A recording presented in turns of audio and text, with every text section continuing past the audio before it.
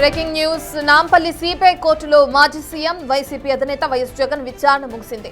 ఈ సందర్భంగా 30 నిమిషాల పాటు కోర్టులోనే ఉన్నారు జగన్. దీంతో జగన్ అపియరెన్స్ రికార్డ్ చేయడంతో పాటు పిటిషన్ ముగించింది నాంపల్లి కోర్టు. కేవలం 3 నిమిషాల పాటు మాత్రమే జగన్ కేసు విచారణ జరిగింది.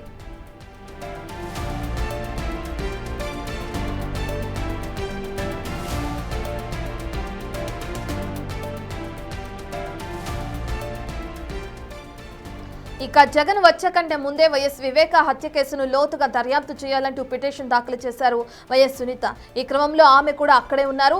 అయితే ఆమెతో జగన్ మాట్లాడకుండా వెళ్లిపోయినట్లుగా తెలుస్తోంది.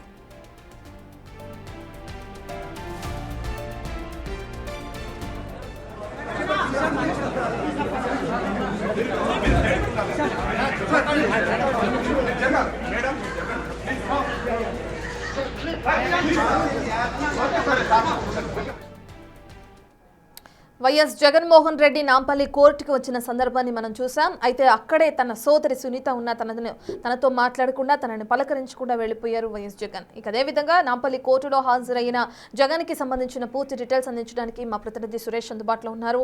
సురేష్, కోర్టులో విచారణలో భాగంగా ఏ విధంగా కోర్టు విచారణ జరిగిందనుకోవచ్చు? నెక్స్ట్ వాయిదా ఎప్పుడనే డీటెయిల్స్ తెలిసినాయా? సంబంధించిన డీటెయిల్స్ ఏ విధంగా ఉన్నాయనుకోవచ్చు సురేష్?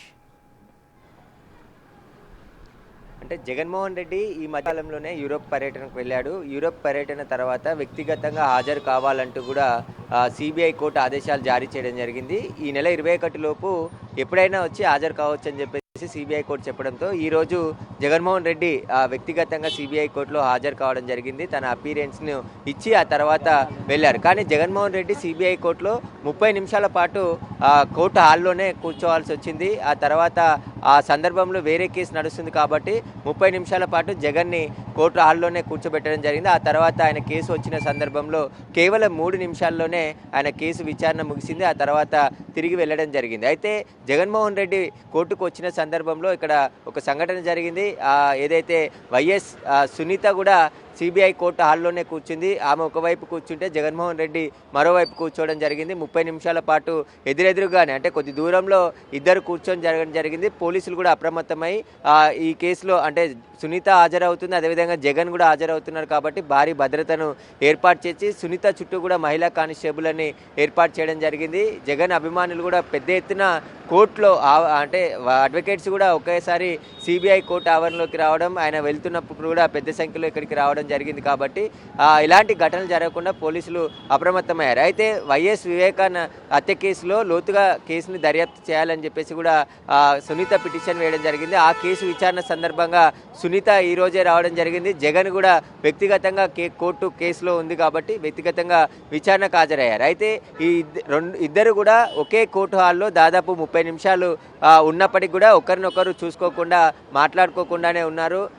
సునీత ఒకవైపు కూర్చుంటే జగన్ మరొక వైపు కూర్చోవడం జరిగింది. జగన్ వెళ్ళిపోయిన తర్వాత సునీత వెళ్ళి మళ్ళీ కేసు ఇంకా హీరింగ్ ఉంది కాబట్టి మళ్ళీ సిబిఐ కోర్టుకు వచ్చి ప్రస్తుతం సిబిఐ కోర్టులోనే సునీత ఉంది. ఆమెకు సంబంధించిన పిటిషన్ పైన ఈరోజు విచారణ ఉంది కాబట్టి ఆ కేసు పనిపైన సునీత రావడం జరిగింది. అయితే దాదాపు 30 నిమిషాలు ఇద్దరు కూడా కొద్ది దూరంలో ఎదురెదురు కూర్చున్నప్పటికీ కూడా ఎవరు కూడా పలకరింపులు కానీ మాట్లాడుకోవడం కానీ జరగలేదు. సునీత గతంలో అనేక ఆరోపణలు చేసింది.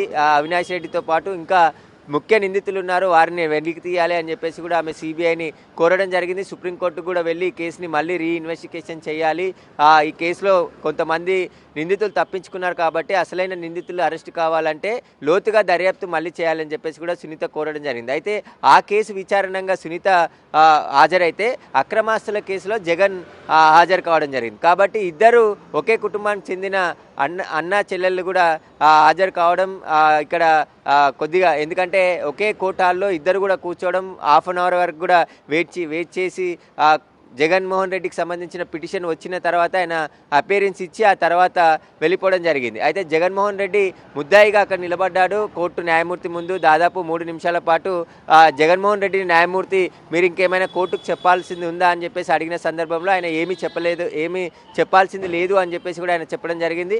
ఆ తర్వాత జగన్మోహన్ రెడ్డి న్యాయవాదిని కూడా న్యాయమూర్తి అడగడం జరిగింది, ఏమైనా మీరు చెప్పాల్సింది ఉందా అని చెప్తే వాళ్ళు కూడా ఏం లేదని చెప్పడంతో అపీరెన్స్ తీసుకొని వెంటనే ఈ పిటిషన్ని ముగించింది. దానికి సంబంధించి ఆయన వ్యక్తిగతంగా హాజరయ్యాడు కాబట్టి ఇప్పటి వరకు ఉన్నటువంటి ఆ పిటిషన్ని క్లోజ్ చేయడం జరిగింది. కాబట్టి జగన్ వెళ్ళిపోయాడు. ఇంకా ఆ కేసుని మళ్ళీ రెగ్యులర్ ట్రయల్స్ ఏవైతుంటాయో అవి ఈ నెల 28న మళ్ళీ జరుగుతుందని చెప్తున్నారు. ఆ సందర్భంలో జగన్ రావచ్చు రాకపోవచ్చు కూడా అని తెలుస్తుంది. కాబట్టి ఈ రోజు వరకు మాత్రమే జగన్ ఆ కోర్టుకి ఆ వ్యక్తిగతంగా హాజరు కావాలని పిటిషన్ ఏదైతుందో ఆ పిటిషన్కి సంబంధించి ముగిసింది కాబట్టి కోర్టు కూడా తోసిపుచ్చింది కాబట్టి మళ్ళీ విచారణకు జగన్ రాకపోవచ్చు. జగన్ తరపు న్యాయవాదులే విచారణకు వచ్చే అవకాశం కనబడుతుంది. కానీ కొన్ని సంవత్సరాలుగా ఈ కేసు కొనసాగుతుంది. 2013 కంటే ముందు నుంచి కూడా కేసు కొనసాగుతుంది. అప్పటి నుంచి బెయిల్ పైనే జగన్ బయట ఉన్నాడు. సీఎంగా కూడా బెయిల్ పై బయట ఉండి 5 సంవత్సరాలు పరిపాలన చేశాడు. 6 సంవత్సరాల తర్వాత మళ్ళీ సిబిఐ కోర్టుకు మొదటిసారి జగన్మోహన్ రెడ్డి రావడం జరిగింది. గతంలో ఆయన డిశ్చార్జ్ పిటిషన్లు వేశారు. డిశ్చార్జ్ పిటిషన్లు అన్నీ కూడా పెండింగ్ ఉండడంతో మెయిన్ కేసు ట్రయల్కి ఇంకా రావటం లేదు కాబట్టి డిశ్చార్జ్ పిటిషన్లతోనే పొడిగిస్తూ వస్తున్నారు జగన్మోహన్ రెడ్డి న్యాయవాదులు అని చెప్పేసి కూడా విమర్శలు అవుతాయి. ఖచ్చితంగా ఈ కేసులో ఫైనల్, ఎందుకంటే అక్రమాస్తులు గతంలో తన తండ్రి అధికారాన్ని ఉపయోగించుకొని భారీగా అక్రమాస్తులు కూడా పెట్టాడు. వ్యాపారస్తులందరూ కూడా జగన్ కంపెనీలలో పెట్టుబడులు పెట్టారు. ప్రభుత్వం నుంచి పరోక్షంగా లబ్ధి పొంది ఆ పెట్టుబడులు పెట్టారని చెప్పేసి కూడా సిబిఐ కేసులు నమోదు చేసింది. దాదాపు 11 కేసులకు సంబంధించి కూడా ఆబ్సెంట్ పిటిషన్ కూడా జగన్మోహన్ రెడ్డి తరపున న్యాయవాది పిటిషన్ దాఖలు చేయడం జరిగింది. Right, thank you Suresh. ఇక ఆదాయానికి మించిన ఆస్తుల కేసులో వైఎస్ జగన్ నాంపల్లి కోర్టులో హాజరయ్యారు. అయితే వ్యక్తిగతంగా హాజరు కాలేను మినహాయింపు ఇవ్వాలని చెప్పి పిటిషన్ దాఖలు చేసిన జగన్కి సిబిఐ అధికారులు మాత్రం పట్టుబట్టి ఖచ్చితంగా వ్యక్తిగతంగా హాజరు కావాల్సిందేనని ఇది చేయడంతో జగన్ ఈ రోజు నాంపల్లి కోర్టుకి హాజరయ్యారు.